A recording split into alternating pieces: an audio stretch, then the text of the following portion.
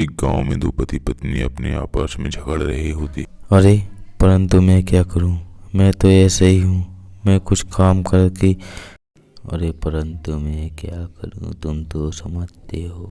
ठीक है, एक काम है मेरे पास, मैं राजा के दरबार में जाता हूँ, कुछ काम मांग के लाता हूँ। और वह रमेश राजा की दरबार में चला जाता है।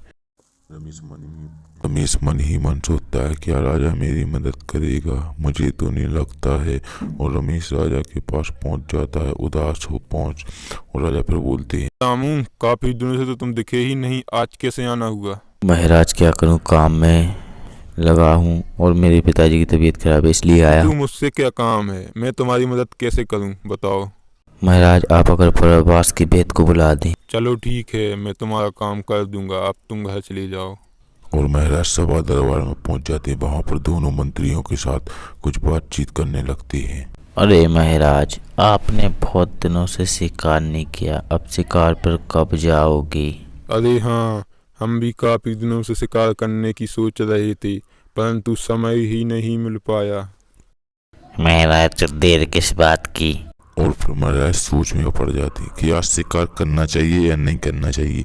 और दोनों मंत्री खड़े हो जाते हैं महाराज के साथ। और महाराज फिर बोलते हैं, तो चलो फिर, आज का समय शिकार करने के लिए हो।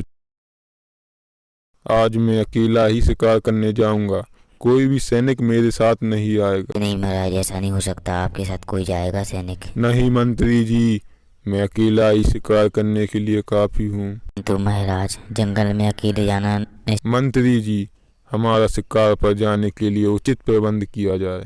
आज महाराज को क्या हुआ? ऐसे तो कभी नहीं बोलते थे कि अकेले शिकार करने जाएंगे, फिर आज अकेले। अरे मुझे तो लगता है महाराज का कुछ दिमाग खराब। अरे दिमाग खराब ऐसे नहीं हो सकता यार, अगर दिमाग खराब है तो अकेले थोड़ी जाते। अरे परंतु हमारे महाराज किसी से कम नहीं है। वो तो तुम सही कह रहे हो, हमारे महाराज किसी से भी कम नहीं है। और इतने में महाराज का बड़ा बेटा छोटू आ जाता है। मंत्री दोनों मंत्रियों के पास बोलने, मंत्री तुमने मेरे पापा को देखा? अरे शिवा बेटा, तुम्हारे पापा तो शिकार पर निकल गए, परंतु मुझे तो उनसे काम था। अब आपका काम नहीं हो सकता शिवा बेटा, अब तुम थोड़ी देर बाद आना, अभी तो वे शिकार पे गए। ठीक है, मैं थोड़ी देर बाद आता हूँ, परंतु भूल न जाना। और राजा अपनी पैदल यात्रा से शिकार करने के लिए चल पड़ता है। काफी ज्यादा भाला टीका लगाकर राजा शिकार के लिए जाने लगता है। अच्छी घने से जंगल की ओर पहुंच जाता है। राजा को लगता नहीं है कि मैं अकेला जा रहा हूं तो मुझे डर लगेगा। और वो इधर उधर देखने लगता है। अरे आज इस जंगल में तो एक भी शिकार नजर नहीं आ रहा, कहीं शेर की डर से सारे शिकार जंगल में कहीं छुप तो नहीं गए। और राजा को लगने लगता है कि ऐसा नहीं कि मुझे शिकार ना मिले। और राजा और ही ज्यादा घने जंगल की ओर जाने लगता है अकेला। राजा को बिल्कुल भी डर नहीं लगता। और राजा को सामने से एक हिरन दिखाई देती है जो कि कुछ खा रही होती है। और राजा को जैसे ही देखती है वो हिरन तो पीछे की ओर मुड़ने लगती है। राजा को लालच आ जाती है और राजा उस हिरन के पीछे दौड़ने लगता है। वो हिरन बहुत शातिर होती है और राजा को दौड़ाती हुई जंगल के घने जंगल की ओर ले जाती है। राजा उसके पीछे पीछा नहीं छोड़ते हैं। और राजा अपना हठ पकड़ लेता है कि आज मैं करूंगा तो इसी हिरन का शिकार। और उसके पीछे इतना दौड़ता है कि वो हिरन को अपनी तलवार से मार देता है। और हिरन वो तड़पती रहती है और राजा अपना अरे ऐसा कभी हो ही नहीं सकता कि जंगल में हमें शिकार दिखे और वो जिंदा बच जाए। वह हिरन बहुत ज्यादा तड़पती है और उसके शरीर से खून निकलने लगता है।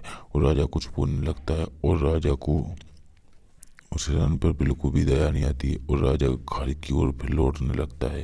राजा को सबूत चाहिए था कि ये, और वह राजा घर लौट रहा होता है तभी अचानक उसको बीच में एक मंत्री जी सामने दिखाई देते हैं। और वो मंत्री को देखकर चौंक जाता है। अरे मंत्री जी, तुम कहाँ जा रहे हो? राज्य में कहीं कोई समस्या तो नहीं है? अरे नहीं महाराज, मैं तो आपको देखने आया था, कहीं आप। अरे मैं महल वापस लौट ही रहा था, आप क्यों खामखा चिंतित हो रहे हैं? महाराज मैं चिंतित नहीं हो रहा था, वो तो ऐसा आपको ढूंढ रहे थे इसलिए चलो तो अब हम लोग महल की तरफ चलते हैं। और राजा और मंत्री दोनों महल की ओर चलने लगते हैं। वहां पर वह हिरन अभी तक मरी पड़ी होती है। और राजा और मंत्री घर की ओर जाने लगते हैं। वह हिरण बहुत ज्यादा तड़पती है। तभी अचानक सामने से रमेश आ रहा होता है और रमेश तो अपने घर की ओर जाने के लिए सोचता है। तभी अचानक उसको रास्ते में एक हिरण मिलती है जो कि अरे इस हिरण को किस शेर ने मारा जो कि इतनी ज्यादा घायल कर दिया? जरूर कोई शेर ने। और रमेश अपने हाथों से उस हिरण को उठाने की कोशिश करता। तभी अचानक जादू निकलता और अरे तुम डरो मत, मैं तुम्हें कुछ नहीं कहूँगा। परंतु आप कौन हैं और यहाँ पर क्या कर रहे हैं? ना तो मुझे कोई शेर ने मारा ना किसी जानवर ने, मुझे तो एक राजा ने अपनी तलवार से मार दिया, जो कि मुझे बहुत ज़्यादा दुख हुआ। परंतु उस राजा ने आपको क्यों मारा? आपने उसका क्या बिगाड़ा? मैं उस राजा को श्राप देता हूँ कि जितना भी उतना महल है उसका सारा तुम्हारे पास आ जाए। अरे नहीं, ऐसा मत कीजिए, ऐसा करेंगे तो फिर उस बेचारे का क्या होगा, राजा का? वो तो चला। और वह दोनों सोचने लगते हैं कहीं मैंने सही किया या गलत। और रमेश अपने गांव की घर की ओर जाने लगता है। रमेश अपने घर पर इंतजार कर रही उसकी बीवी उसके पास पहुंच जाता है और रमेश अपने बीवी को रास्ते की सारी बातें बताने लगता है कि ऐसा ऐसा हुआ हमारे साथ। और रमेश की बीवी उस पर विश्वास नहीं करती है। अचानक वह एक रमेश और उसकी पत्नी को जब पता पड़ता है, जब वो राजा के बड़े महल में पहुंच जाती है और रमेश बताने लगता है कि उस साधु बाबा की बात सही निकली जिसने राजा को श्राप दिया था कि तुम्हारी सारी प्रॉपर्टी या फिर बंगला मेरे पास आ जाएगा। तो वह बात सच हुई। और देखते हैं आप।